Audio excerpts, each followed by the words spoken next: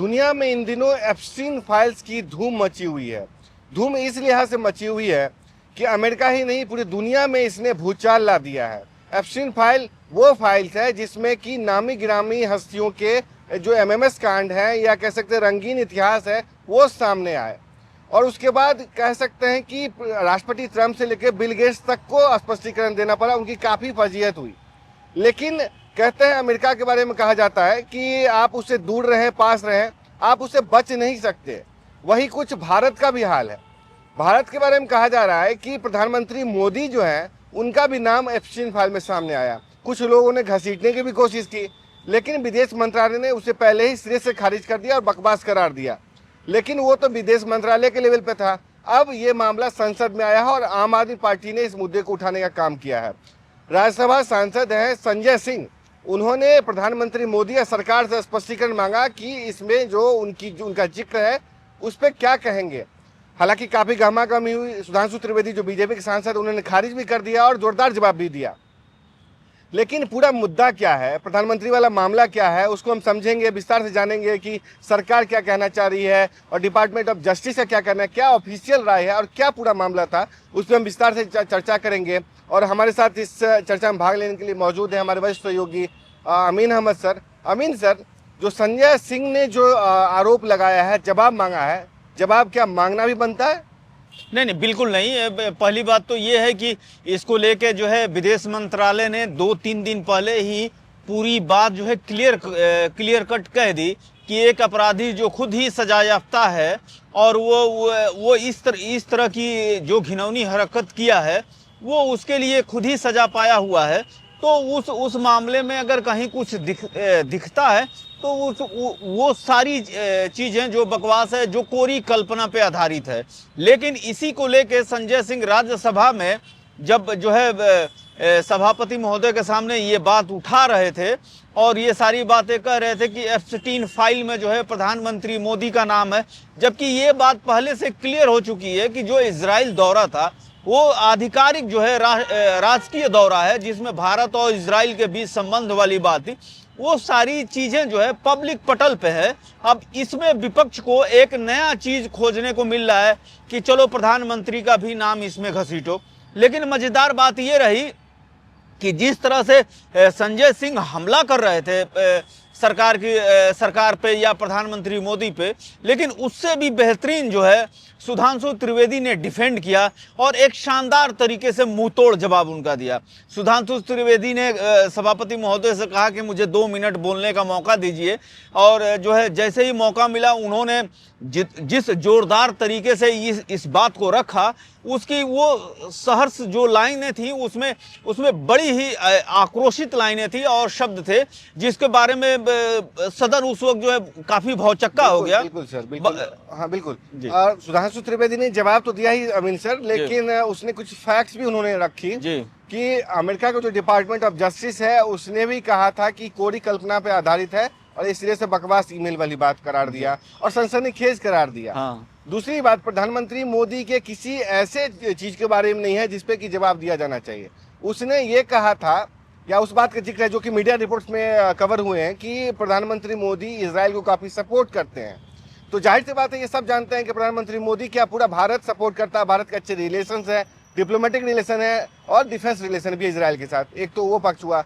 और सुधांशु त्रिवेदी ने क्या बात कही, बात ये कहा अमीन सर कि प्रधानमंत्री जब भी जाते हैं तो ऑफिशियल दौरे पे जाते हैं और जिस तरीके से दूसरे नेता जाते हैं अनऑफिशियल दौरे पे, लेकिन प्रधानमंत्री मोदी का हर दौरा ऑफिशियल होता है, ऑन रिकॉर्ड होता है और मिनट्स भी उसकी लिखी जाती है, विदेश मंत्रालय उसको नोट करता है। ऐसे में उस पर सवाल उठाना ये होता है कि पूरे प्रक्रिया पे, पूरे विदेश मंत्रालय पे, पूरे तरीकाकार पे सवाल उठाने के बराबर। मैं केसो इसको एक दूसरे नजरिए से आप देखिए कि भारत में जो है जब भी राजनीति होती है या जब भी विपक्ष कोई काम करता है तो पुराने इसका काफी इतिहास है। हम ये नहीं कह रहे हैं कि फलां के साथ ऐसा क्यों हुआ। आप देखिए कि क्या कहते हैं कि अगर कोई अपराधी या कोई नेता किसी नेता के साथ उसका फोटो आता है तो ये कहा जाता है कि इस अपराधी के साथ इस नेता का फोटो है, राजनाथ सिंह के साथ इनका फोटो है, आसाराम बापू के साथ अरे फोटो आप भी अगर सड़क पे चल रहे हैं या आप नेता हैं तो आपसे दिन भर में 100-200 लोग मिलने आते हैं। उसमें से आपको क्या पता है कि कौन नेता कैसा है या कौन जो आया है मेरे पास क्या है, आपको जानकारी नहीं रहती। चूंकि आप एक बड़े पद पे हैं तो आपसे किसी मदद की किसी चीज़ की होती है। अगर 100 लोगों में से सबका जो है इंक्वायरी कराने लगे तब तो काम हो गया। तो इसी तरह की बात ये काफ़ी पुराना दिखता है। कभी योगी आदित्यनाथ के साथ कोई फोटो में दिख जाए तो इस पे विपक्ष जो है हो हल्ला करने लगता। तो ये इस फोटो से या किसी के साथ दिखने से या किसी के नाम आने से उसका कैरेक्टर नहीं बदल जाता। तो जिस हिसाब से विपक्ष जो है लोकसभा में जो है एक तिल का ताड़ बना रहा है, मतलब कि जिसका कोई अस्तित्व ही नहीं है, जो आधिकारिक दौरा सामने है, विदेश मंत्रालय उस पर जवाब दे चुका है, अब उसको तिल का ताड़ बनाने में तो ये काफी कुछ ठीक नहीं लग रहा। दूसरी चीज, विपक्ष ने जिस हिसाब से सुधांशु त्रिवेदी ने ये कहा कि एक विक्षिप्त और एक खुद ही अमानवीय एक राक्षसी प्रवृत्ति का आदमी जो खुद इस तरह की इतनी, जिसके बारे में पूरा सोशल मीडिया आजकल भरा हुआ है, कितने लोगों का उसमें चीजें आ रही है, क्या क्या आ रहा है, अगर उसका नाम लेके अगर विपक्ष इस तरह की बात कर रहा है तो विपक्ष के पास खुद ही दिमाग नहीं है, विपक्ष खुद ही विक्षिप्त हो गया है। क्योंकि इसमें मुद्दा तो है ही नहीं है कि इस मुद्दे में F-16 में प्रधानमंत्री को घेरा जाए। देखिए, सवाल तो उठते हैं, विपक्ष से सवाल तो पूछा जाना चाहिए कि क्या आपको विदेश मंत्रालय के बयान पे भरोसा नहीं है, क्या आपको प्रधानमंत्री पे भरोसा नहीं है, या प्रधानमंत्री के साथ जो प्रोटोकॉल चलता है या जो पूरे विदेश मंत्रालय का अमला, SPG, तमाम ऐसे लोग चलते हैं, क्या उस पर भरोसा नहीं है? क्योंकि प्रधानमंत्री जब इजराइल गए थे या कह सकते हैं वाशिंगटन जाते हैं तो वहाँ पे पूरा अमला उनके साथ होता है। 1 मिनट की भी ये कह सकते हैं ऐसा कुछ नहीं होता जो ऑन रिकॉर्ड नहीं होता। भारत एक जिम्मेदार राष्ट्र है, उसकी जिम्मेदार प्रधानमंत्री हुए हैं, और प्रधानमंत्री जब विदेश जाते हैं तो भारत का प्रतिनिधित्व करते हैं।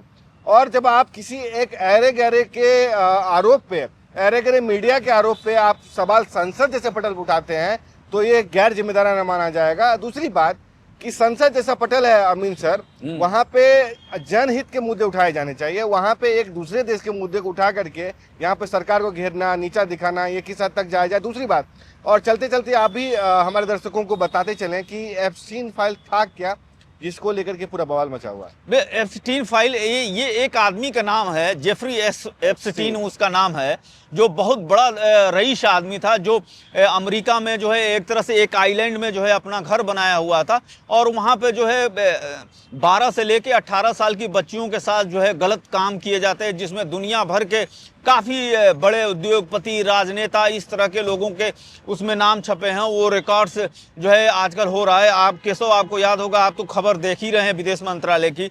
अभी अमेरिकी कांग्रेस में जो है बिल क्लिंटन और उनकी पत्नी हिलरी क्लिंटन को जो है काफ़ी दिनों से ये इग्नोर कर रहे थे, कांग्रेस के सामने पेश नहीं हो रहे थे, लेकिन अब इतना भारी दबाव बना है कि अब वो कांग्रेस के सामने पेश हो रहे हैं।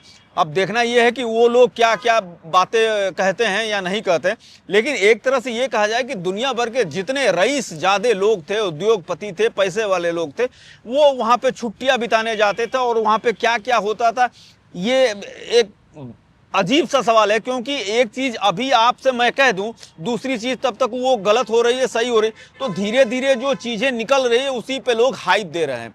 नाम है, नहीं है, क्लियर है, नहीं है, वो इसी बात में जो है फंसा हुआ है। तो कुल मिला जुला के जो आदमी मर चुका है, जो खुदकुशी कर चुका है, उसके ऊपर जो है कई क्या कहते हैं कि ट्रंप सरकार इसमें जो है, ट्रंप खुद ही केशव ट्रंप भी उसमें उनका फोटो और क्या चीज आई है, तो वो खुद भी इस बात को डिनाई कर चुके हैं। बिल्कुल, कल ही उनसे CNN की रिपोर्टर ने पूछा था कि जो नए खुलासे और हो रहे हैं, हाँ, उस पर क्या कुछ करना है, जिसपे वो भड़क गए थे और निजी टिप्पणियां करने लगे थे। हाँ। और खैर, हम चलते चलते दर्शकों को ये बताते चले कि जो एप्स्टीन फाइल है उसको लेके तमाम सारे जो तथ्य हैं वो तो है ही अपनी जगह, लेकिन कॉन्स्पिरेसी थ्योरीज भी चलती हैं कि ये जो यहूदी लॉबी है अमेरिका की, उसका किया कराया है, जिसके तहत वो जो जेफरी एप्स्टीन जो था उसका एक आइलैंड था जहाँ पे सिर्फ हेलीकॉप्टर्स के जरिए या उतारा जा सकता था, कोई जा सकता था, लिफ्ट किया जा सकता था या वहाँ भेजा जा सकता था।